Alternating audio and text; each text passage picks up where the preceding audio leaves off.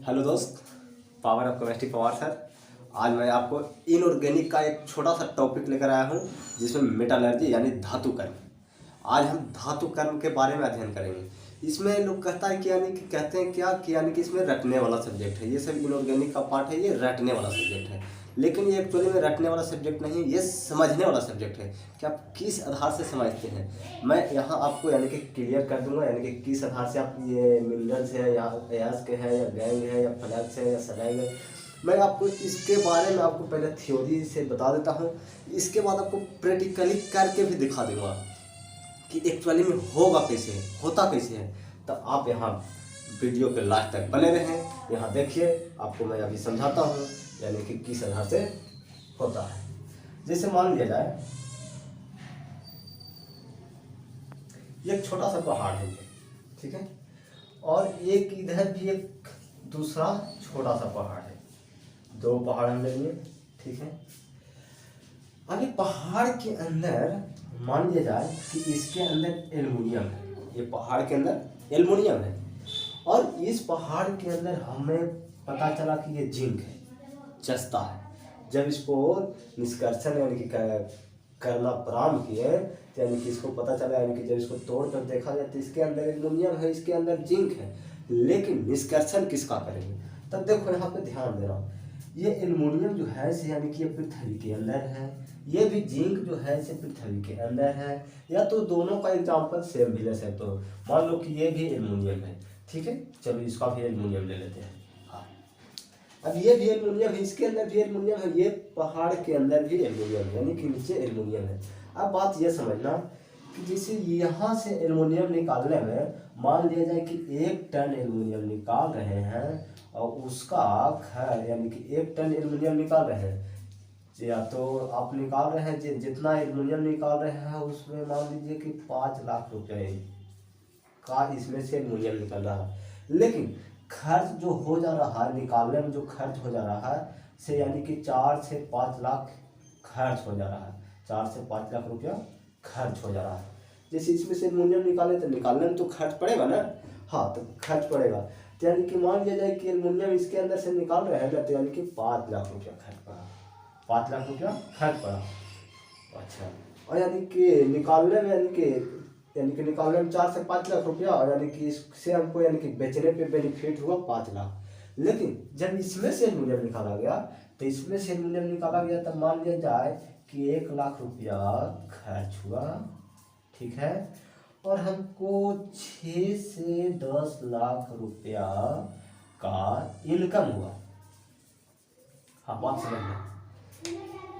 समझना कि यहाँ जो निकाल रहे हैं ये पहाड़ से निकाल रहे हैं एल्युमिनियम, यानी कि क्या यहाँ से निकाल रहे हैं तो क्या हुआ हमको, ये 1 टन नहीं लिखते हैं, ये 5 लाख रुपये का यानी कि क्या हुआ, इनकम। लेकिन यहाँ पे खर्च जो हो गया ना से 4 से 5 लाख रुपया हो गया। अब ध्यान देना कि यहाँ भी यानी कि जितना निकाल रहे हैं वो उतना यानी कि खर्चे हो जा रहा है, तो यानी कि निकालने से फिर हमको बेनिफिट क्या होगा। लेकिन यहाँ पे देखना 1 लाख रुपया खर्च हो रहा है, 6 से 10 लाख रुपया इनकम यानी कि हमको प्रॉफिट मिल रहा है, तो यानी कि यहाँ से निकालना आसान होगा। तो यानी कि अयास्क यानी और जो होता है ना अयास्क वही होता है, होता क्या है यानी कम खर्च में आसानी पूर्वक निकालना अयास्क कहलाता है। तो कम खर्च में यहाँ खर्च कम था, आसानी पूर्वक निकल रहा था, इनकम ज़्यादा हो रहा था, इसको अयास्क कहेंगे। लेकिन ये अयास्क के केस में नहीं रख सकते हैं, कहा कि यहाँ जितना का निकाल रहे थे उतना ही का यानी कि जितना इनकम हो रहा था उतना खर्च हो रहा था, इस आधार से हम बेनिफिट हमको प्राप्त नहीं हो पाएगा। तो इस आधार से आप अयास्क समझ गए। अब यहाँ पे एक खनिज है, तो खनिज है तो यहाँ ध्यान देना, ये एल्युमिनियम जो है इसे पहाड़ के अंदर है, कोई रखने गया था नहीं, यानी कि ये प्राकृतिक रूप से यानी कि नेचुरल रूप से यानी कि प्राकृतिक रूप से पाया जाए, यानी कि नेचुरली यानी कि अंदर पाया जाए, यानी कि ये पृथ्वी के अंदर नेचुरल यानी प्राकृतिक रूप से पाया जाए, यानी कि धातु या तत्व, उसको खनिज कहते हैं। पृथ्वी के अंदर प्राकृतिक रूप से पाए जाने वाला तत्व या धातु, प्राकृतिक रूप से पाए जाने वाला तत्व या धातु को खनिज यानी मिनरल्स कहेंगे। अब यानी कि अयास्क भी तो आपको पता चल गया, यानी कि कम खर्च में कम खर्च में और आसानी पूर्वक, कम खर्च में और आसानी पूर्वक प्राप्त करना अयस्क कहलाएगा। यहाँ आया एक गैंग, गैंग यानी गैंग को ही अधात्री भी कहते हैं, मैट्रिक्स भी कहते हैं। ये बार बार क्वेश्चन पूछते रहता है, तो आप लोग को दिक्कत ये हो जाता है कि कभी गैंग पूछता है तो गैंग का डिफिनेशन आप लोग याद किया है। अब इसी में आपको अधात्री पूछ देता है, तो अधात्री का वो वही डिफिनेशन होगा, मैट्रिक्स, मैट्रिक्स का भी डिफिनेशन वही होगा। तो हाँ, ये बात समझना, यानी कि गैंग किसको कहेंगे। अब ये पृथ्वी के अंदर से जब निकाल रहे थे, तो पृथ्वी के अंदर से हम जब निकाल रहे थे तो इसके अंदर हमको क्या क्या मिला था, यानी कि जैसे हम इसी के अंदर से ये निकाले एल्युमिनियम, तो मिला होगा एल्युमिनियम, एल्युमिनियम के साथ छोटा छोटा सा यानी कि पत्थर भी मिला होगा, पत्थर बड़ा बड़ा यानी कि कंकड़ छोटा छोटा।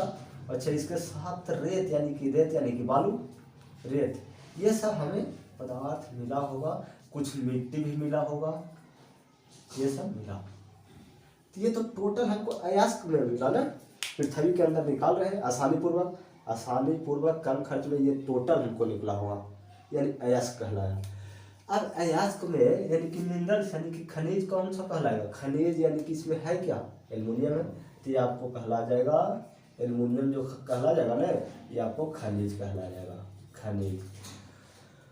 और यानी कि ये एल्युमिनियम यानी कि, और इसको कहेंगे यानी कि क्या कहेंगे, खनिज में यानी कि अयस्क में, ये टोटल तो अयस्क है, ये टोटल अयस्क है। तो अयस्क में उपस्थित अशुद्धियाँ, अशुद्धियाँ इसमें क्या क्या उपस्थित है, पत्थर है, कंकड़ है, रेत है, मिट्टी है, ये टोटल को क्या कहेंगे, गैंग, अधात्री या मैट्रिक्स। बात समझ में आया। क्या बोले कि अयस्क में ये टोटल तो हम पृथ्वी के अंदर से निकाले अयस्क, अगर अयस्क में उपस्थित अशुद्धियाँ, ये सब अशुद्ध है, यानी कि अशुद्धियाँ, हम इसको तो निकाल नहीं रहे थे लेकिन ये भी निकल गया, तो अयस्क में उपस्थित अशुद्धियाँ को क्या कहेंगे, गैंग या धात्री या मैट्रिक्स। ये तीनों यानी कि बात यहाँ पे समझ में आ गया, यानी कि ठीक है, तो समझ में आ गया। तब यहाँ पे हम क्या समझते हैं, फ्लक्स और स्लैग, और क्या है एक स्मेल्टिंग। तो फ्लक्स, स्लैग और स्मेल्टिंग, इसके बारे में आपको प्रैक्टिकली भी आपको करके दिखाऊंगा, तो कुछ हम आपको अभी प्रैक्टिकल करके दिखाता हूँ। हाँ, तो अब मैं आप लोग को प्रैक्टिकली करके दिखाता हूँ, यानी कि प्रैक्टिकली दिखाता हूँ। देखिए यहाँ पे, जैसे मान लीजिए कि हम पृथ्वी के अंदर से निकाले हैं, तो ये पृथ्वी के अंदर से निकाले हैं, तो पृथ्वी के अंदर से निकाले हैं, तो ये प्राकृतिक रूप से पृथ्वी के अंदर था। तब प्राकृतिक रूप से पृथ्वी के अंदर पाए जाने वाला इसमें तत्व या धातु को क्या कहते हैं, खनिज कहते हैं। ठीक है, खनिज तो आप अपने से डिफिनेशन लिख लीजिएगा, इसमें कोई डाउट नहीं है। अब यानी कि इसमें देखना, अब अयस्क किसको कहेंगे, तो ये पृथ्वी के अंदर से जो निकाल रहे थे ना, तो यानी कि पृथ्वी के अंदर से निकाल रहे थे, तो यानी कि आसानी पूर्वक और कम खर्च में निकालना, यानी कि आसानी पूर्वक और कम खर्च में प्राप्त करना अयस्क कहलाता है। आसानी पूर्वक और कम खर्च में प्राप्त करना अयस्क कहलाता है। अब देखो, ये मान लीजिए कि हम पृथ्वी के अंदर से निकाल लेते, कम खर्च में तो निकाल लिए हैं, और ये सब देखिए, ये सब ऊपर से जो है, ये सब बालू, मिट्टी, कण, कंकड़, ये सब जो है, ये सब अशुद्धियाँ हैं। ये सब अशुद्धियाँ को कहते हैं गैंग या मैट्रिक्स, गैंग या मैट्रिक्स या तो अधात्री, इसी को कहते हैं। ठीक है, अब यहाँ पे आपको आता है एक फ्लक्स, एक आता है स्लैग। एक देखिए यहाँ पे है आपका एक फ्लक्स, एक स्लैग, एक प्रगलक। ये तीनों बात को आप एक ही बार में समझने का प्रयास कीजिएगा, हम आपको समझाने का प्रयास करता हूँ।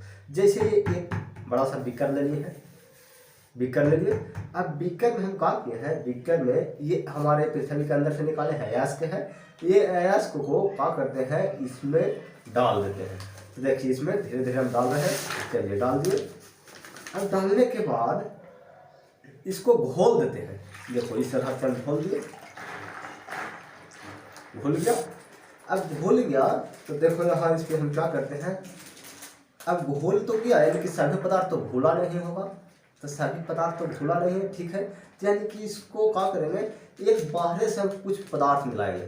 तो देखिए इसमें हम कुछ बाहरी पदार्थ मिला रहे हैं, तो जो बाहर से अयस्क को, यानी कि अयस्क में ये इसमें अयस्क है, अब अयस्क में बाहरी पदार्थ यानी कि बाहरी पदार्थ मिलाना क्या कहलाएगा, फ्लक्स। अयस्क को यानी कि अयस्क में उपस्थित अशुद्धियाँ को दूर करने के लिए क्या करते हैं, फ्लक्स मिलाते हैं। तो बाहरी पदार्थ को मिलाना फ्लक्स कहलाता है। अब इसमें हम फ्लक्स मिला दिए, अब फ्लक्स मिला दिए तो इसमें होगा क्या, यानी कि रिएक्शन स्टार्ट हो गया होगा।